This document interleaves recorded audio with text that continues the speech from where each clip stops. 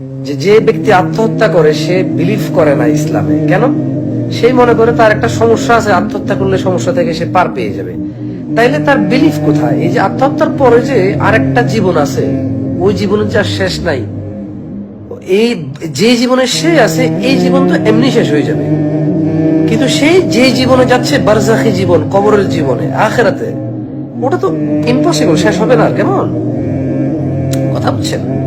এই বোকামি কাজ করা যাবে না। আপনার প্রবলেম যেটাই হোক, এটা আপনি এই পৃথিবী থেকে চলে যাবেন, there is no doubt about it. কেমন? ডাউট রাখিয়েন না।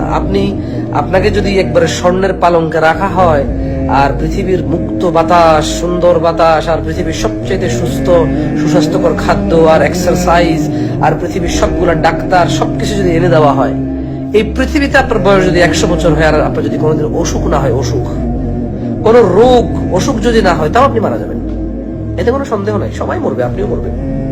আল্লাহ সুবহানাহু ওয়া তাআলা তো মুহাম্মদ সাল্লাল্লাহু আলাইহি ওয়াসাল্লামকে বলতেছে যে ইন্নাকা মাইয়িত, আপনি পৃথিবী থেকে চলে যাবেন, মৃত্যুবরণ করবেন। কেমন? ওয়া ইন্নাহুম লামাইয়িতুন, আপনার পূর্বে যারা আসছে সবাই মরে গেছে, সবাই মৃত্যুবরণ করছে।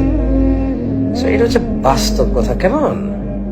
আর সবচেয়ে বড় কথা হচ্ছে ভাই, এখন যেখানে আছেন, আপনার মানে আল্লাহর সাথে যত অপরাধ আছে সব সলভ করতে পারবেন।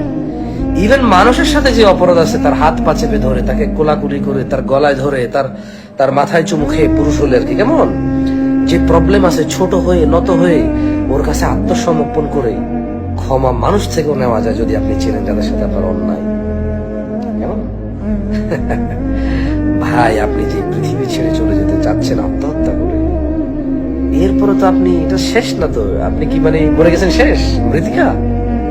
কি বলেন আপনি? ভুলের মধ্যে আছেন। কেমন? তো ভুলের মধ্যে আছেন। জাস্ট 5 ওয়াক্ত সালাত শুরু করেন। আগের যত প্রবলেম হয়েছে, মানে জানা, ব্যভিচার, নেশা, মিথ্যা, অনেক কিছু, এগুলো ছেড়ে দেন। যাদের সাথে অপরাধ হয়েছে ওদের সাথে মিট করেন, ওদের সাথে ক্ষমা চান।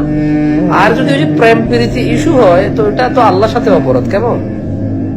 ওই যদি ওই মানে কি বলে এটাকে, প্রেম করার সময় অনেক সময় কসম করে, এসব বোম্বা, এগুলো হারাম। হারাম কাজে কোনো কসমের মূল্য নাই ইসলামে। কেমন?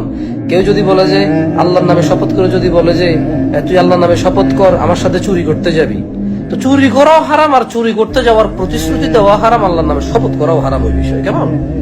হারামের কোনো মানে কোনো আর জিম্মেদারি থাকে না, মাপ চেয়ে নিতে হয়, মাপ চেয়ে নিতে হয়। কেমন? ওইসব কসম টসমের মাপ চেয়ে নিতে হয়, আর ওইসব জায়গা থেকে বেরিয়ে আসতে হয়। কেমন? ঠিক আছে, আমি আশা করি আপনাদের কাজে আসবে এটা সামান্য।